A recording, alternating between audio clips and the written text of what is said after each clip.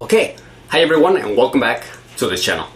I'm JP and in this video I want to show you actually what I've been using as a setup for my baby, now juvenile, Chameleon Gecko. Now a setup for these guys is super simple for one reason: they are super tiny. Especially when the one that you have is just a baby. I got Don Julio, my Chameleon Gecko, when he was just a month old, and man, he was so tiny that my camera could barely see him. Now when I got him, I was trying to decide what kind of setup I wanted to have. Now I was told to actually use a tub, but I have never been a fan of tubs, especially because you cannot see the animal inside, you know, unless you go and open the lid, which is something that I don't like. And I feel like if the animal is actually looking at you daily, he will simply get used to you. So for that reason, I actually decided to use a critter keeper. Now I'm not a big fan of this setups because, you know, they are normally not used for reptiles. But Chameleon geckos are so small, like I said, you know, when they are babies, that it was actually fine to use one. Now there are 3 different sizes of critter keepers, which, you know, they have the small one. Now as far as I know, these are the only 3 sizes that they have. You know, they have the small one, the medium one, and the large one. Now you could actually use the big one, but trust me, if you get one of these guys as a baby, you might think, just like me, that maybe one of those is too big. Now you could actually fill it up and, you know, have more clutter in there so that they feel safe. But in my opinion, for a baby, the medium size was enough.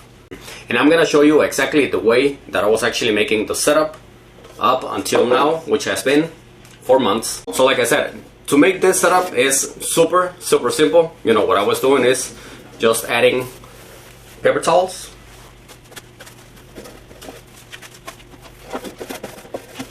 just cut it to the size of the floor. I put a small stick, and what I was actually using to make sure that he was climbing was actually this. Now this is only a small part of a fake plant or vine, I guess, that I had. You know, I simply cut one of the vines, make sure that it was bent, so that you know, it was okay, so that I was able to fit it in here. But still, you want to make sure that you know, there is some space for him. And you know, something so simple like this can easily be an okay setup. You know, just remember that this is a temporary setup. For those of you that watch my videos, you guys know that I'm all about a naturalistic or you know, bioactive setup. For me, this is something that I would never use to keep an animal for the rest of his life. And before adding the animal, look at this, guys. He is so small. Look at him. He is so freaking cute. Man, they are fast. Come on, Don Julio. And the last thing that I add was, of course, the thermometer and hygrometer. You know, these guys need high humidity, so this is something that you definitely want to add. You do not want the temps to go too high, and you do not want the humidity to go too low. Now what I don't like about these setups is that you know, the whole top is, you know, it's basically completely filled with holes, which means that the humidity is, you know, getting out really easily. But because of the paper towels, it is good enough to where I was misting in the mornings and it was still good throughout the day. Now right now that spring is you know, coming, it is getting hotter. So my guess would be that the humidity will simply rise a little bit faster. Which means that if I decide to keep him in here, I would need to mist most likely twice a day. But actually, this is the last time that I'm gonna make this setup, because he is going now into a better setup. One that I like much better. Alright, now this is definitely a setup that I consider much better. This is an Exoterra, an 8x8 by 12 if I remember correctly. Now this is a bioactive setup.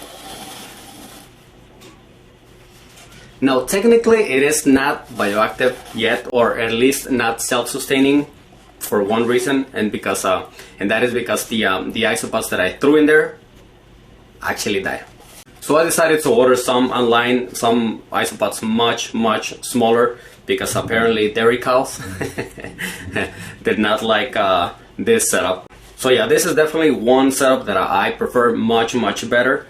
Now to make it simple, it does have a bunch of substrate, which is going to help a lot with humidity. The plants that are in here, you know, one of them is alive, which is this one, and it is called a Hoya. So live plants will definitely help. And this one right here is a fake plant. It's just like the other one. What I'm kind of hoping is that this will grow enough to where I can simply take that away and use the vines from here. So yeah, with the background, it is definitely going to help a lot. You know, I also decided to add this little piece of wood so that he has something to climb on in front of the tank. And well, he will be going into this setup. I cannot believe how small these guys are. Just look at him. He's so freaking cute. Anyways, Don Julio going into his first bioactive setup.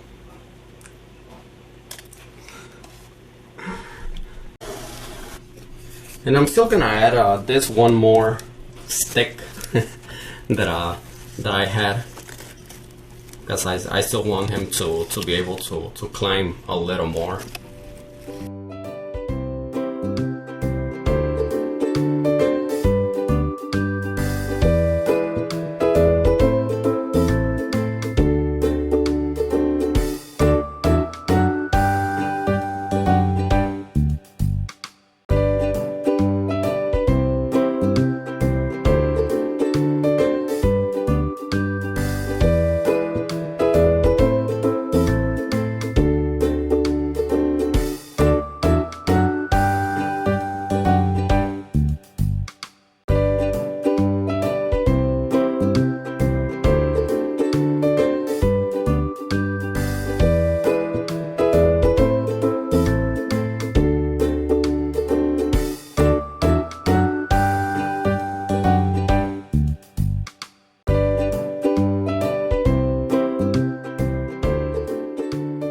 Well, alright guys, that was the video. It's been very exciting to see this little guy grow, because man, he went from a little toothpick to now a little branch. I definitely found myself to be a big fan of chameleon geckos now. You know, now that I have some experience with this guy, and I cannot wait for him to grow and to actually go into his adult setup, because it is another bioactive setup, but you know, much bigger, much better. Something that I definitely don't want to do is put him into a big setup to where I will never get to see him. But I know he will be in here for a while. So I will probably not be doing another update until it is time to put him into the adult setup. But he will still be in my feeding videos. So until next time, thank you so much guys for watching. If you guys enjoyed this video, please make sure to give it a like and please subscribe if you haven't. And I will see you next week.